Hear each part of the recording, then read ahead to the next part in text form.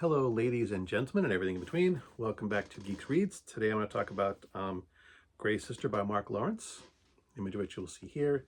Sorry, the picture back there is so tiny. The second book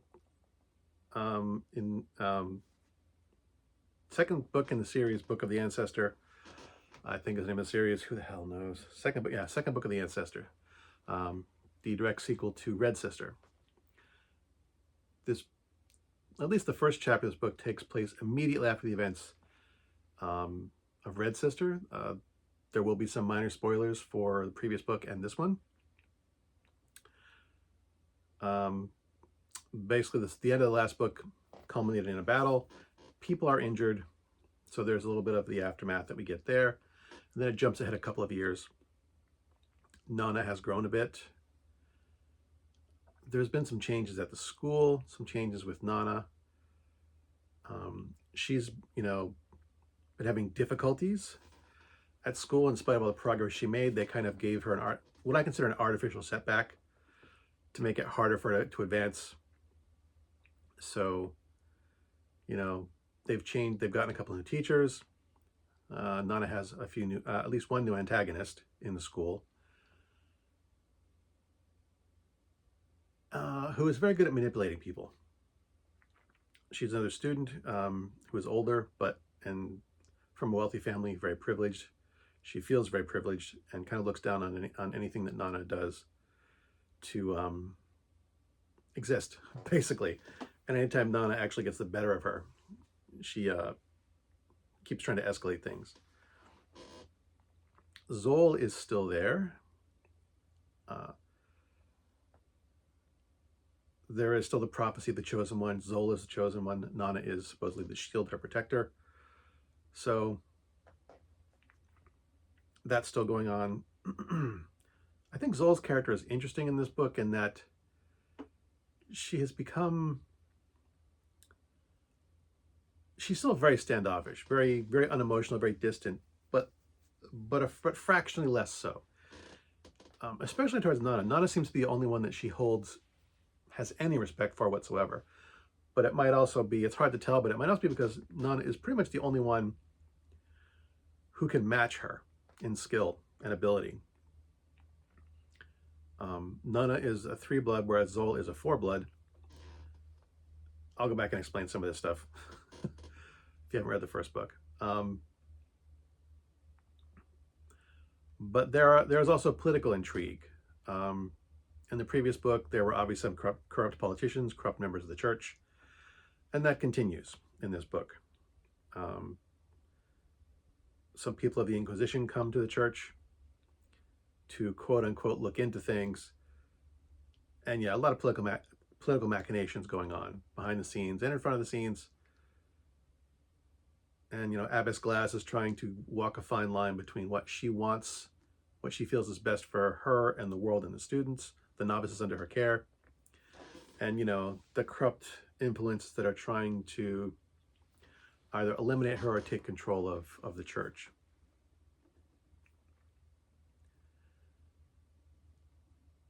Let's see other things. Nana is still dealing with the grief of her friend Hessa dying in the last book.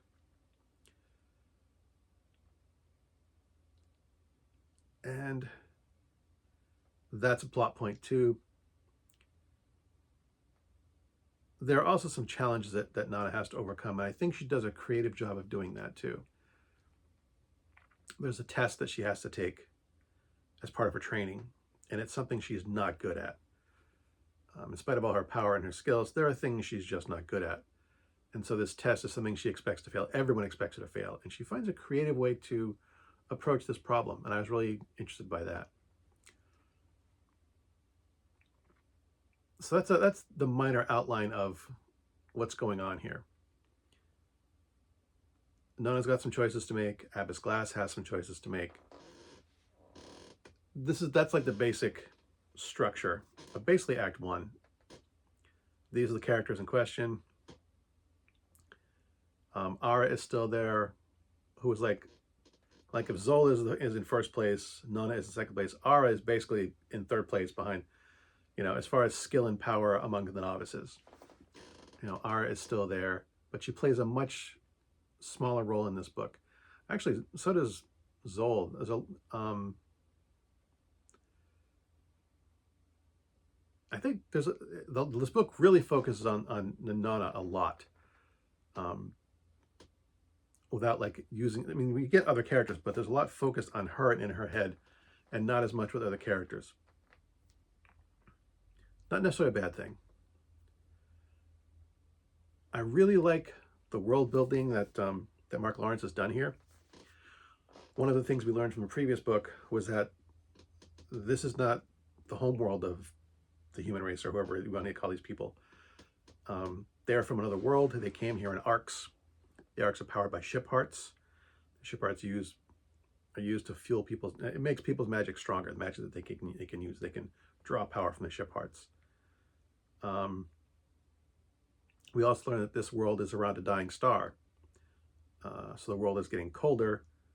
What these people call the moon is actually a massive focusing lens that focuses the sun's energy down to the planet, but it only focuses on a beam so wide. Most of this planet's covered in ice, except for this narrow corridor that is melted every day as the moon orbits around the planet. So this world has a weird interesting blend of fantasy and science fiction. It's mostly fantasy with like some little science fiction-y things thrown in, and I really do enjoy the way this world is set up. I mentioned 4 Blood and 3 Blood earlier. Basically, the people who came here in the arcs, and which is described in the previous book, there were people had different abilities, and Mariel's had like certain powers. Hunska's were super fast. Garant's were super strong, and the other 2, Quantals and Mariel's, had like magical abilities of differing types. Quantals access power as like light and heat and energy, whereas Mariel's had like more like shaping powers over the natural order, like rock, stone, shadow, empathy with animals, those type of things. And people who were descended from those bloods had those abilities. A full blood Hunska was super fast, as opposed to someone who was like a half blood Hunska. Still had some speed, but not quite as much. Nana is basically considered 3 blood. She has full powers of 3: Mariel, Quantal, and Hunska. I'm not sure if Arya has 2 or 3. Arya has 2, but Zol has the powers of all 4. And that's a big.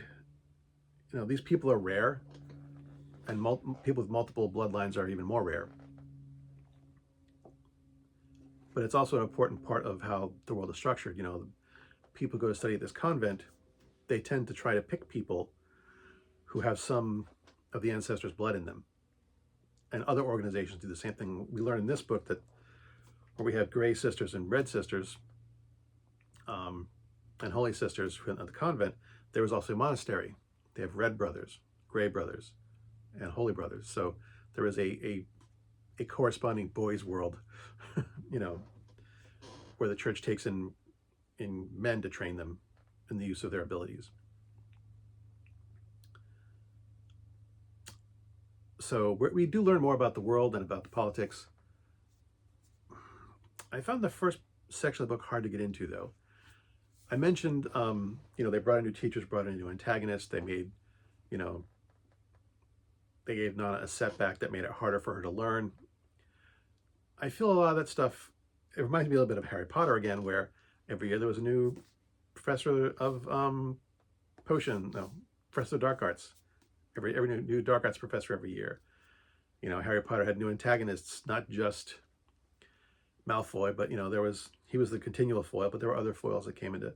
So I mean, there's still some comparisons to Harry Potter here, but the setbacks and roadblocks in Nana's path seemed artificial to me. Like they couldn't think of a better way to create tension and conflict, and to give her some obstacles to overcome, than just kind of give her a hard reset. And it's just like, really, you couldn't. I'm not a writer, but that type of the roadblocks seemed artificial. The obstacles seemed artificial. They were there because they couldn't think of anything better to do, and it was just an easy reset to do.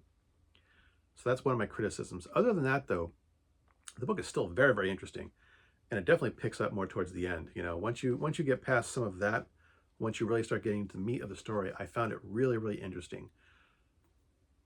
We saw, I think, a bit more of Abbess Glass in this book. We learn more of her history. Um, I won't spoil it because I think it's a good reveal. But she continues to be a very interesting character. You know, we learn, like I said, Ara's not in this as much, but Zol, we see Zol a bit more, and she interacts more with other people. She's still very standoffish, still very emotionally shut down, but she kind of, you know, I wouldn't say likes it at the Abbey, at the convent, but there's something that keeps her there, you know, as opposed to running away or, you know, just showing complete disdain for everyone who exists. There are at least people there she respects. I get the impression that you know, she has some respect for Nana and maybe some of the other students, if not all. I mean, she's very contemptuous of some people that she thinks is beneath her. So, but she also is very powerful. So some of that contempt is maybe not deserved, but understandable. This is a really good series. I'm really, really enjoying it. And this isn't, I mean, because the characters are younger, you might be tempted to call this a young adult novel because of that, because the characters are, you know, in their teen. At this point, they're in their teens. But it doesn't feel that way to me. You know, these characters are young and immature and inexperienced. But that doesn't detract from the quality of the story. This is a really good book and a really good book series. I'm looking forward to picking up the third book. This character's written other books, but I'm not sure if they're really in like the same world or anything like that. But I guess all I have to say about that. As always, my stuff is crap. As always, thanks for watching. As always, my stuff is crap. And until next time, good hunting.